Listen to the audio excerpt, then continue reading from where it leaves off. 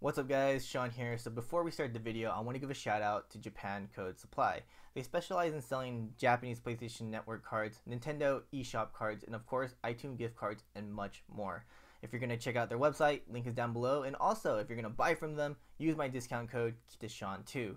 Also check out their Twitter and follow them because they do monthly giveaways that are really awesome, so check that out, and also use the hashtag GoPlayJapan.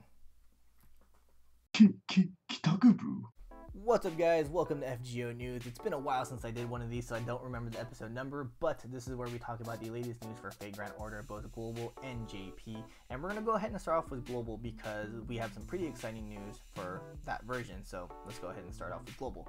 So for the Global version, Okeanos will be releasing on September 28th, 2017. Now this is really cool because I'm actually a big fan of the Okeanos chapter. I really enjoyed the story.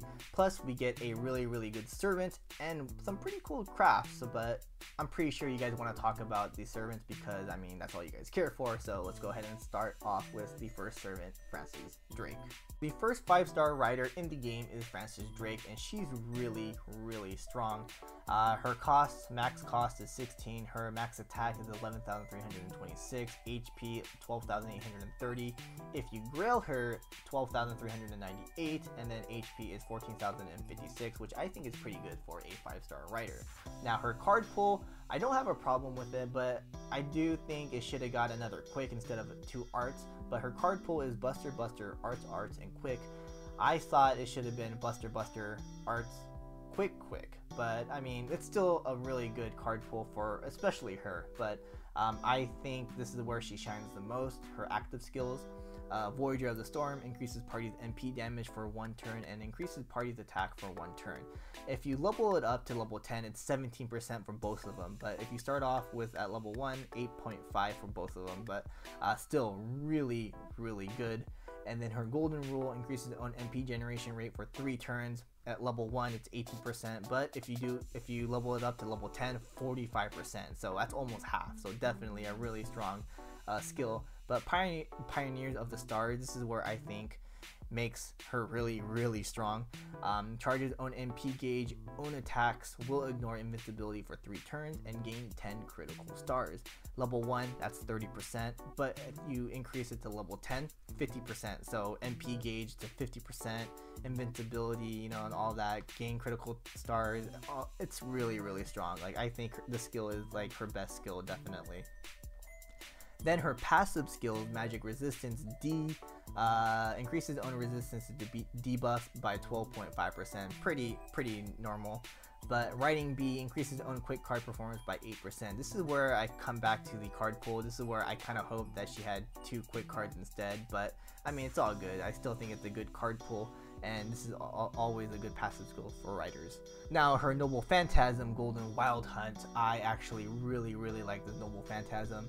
It deals damage to all enemies, hit count is 5, it's a buster type, and her MP level, if it's at level 1, 300%, but if you increase it to level 5, 500%.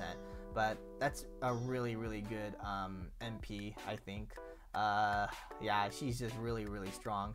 Her Ascension pieces are actually not that hard to get. Probably the only Ascension piece that's really hard to get is going to be the third when you try to increase it to the 4th Ascension, is the hearts.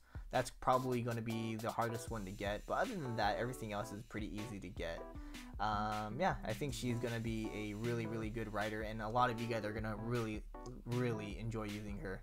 So next we have Anne Bonny and Mary Reed. Now this is going to be a new 4-star writer, and she's not too bad actually. I actually really like the two, but unfortunately you won't be able to see Anne Bonny until you use her MP. But Mary Reed is going to be the standard character that you see in gameplay, but Anne Bonny appears when you use the MP. But anyways, her cost is 12. Max attack is 9,029, max HP is 11,286, grail her 10,932, HP 13,684, which is pretty good for a 4-star writer.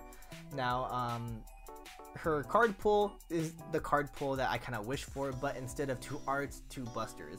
But it's Buster, Arts, Quick. So instead of the second arts, a second buster would have been awesome, but this is totally fine as well because I think her skills actually work well around her card pool. But Voyage obviously increases own critical star generation rate for 3 turns. Level 1, 30%. Level 10, 50%. Really good. Marksmanship increases own critical damage for 1 turn. So level 1, 50%. And then level 10, 100%. Really good.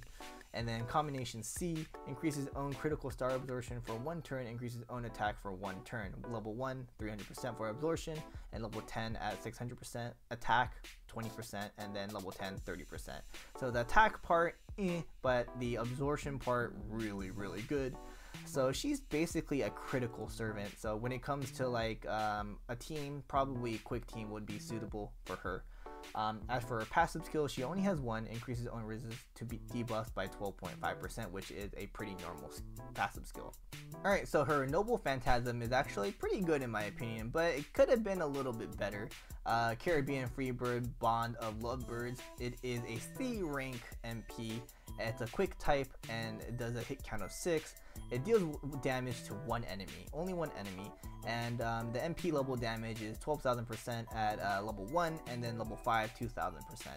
And her overcharge effect deals extra damage when own HP is low, extra damage formula, multiplier based on overcharge, and yeah, this I just think it could have been a lot better, but at the same time, I mean, she's not the greatest 4-star writer, but definitely one of the best right now.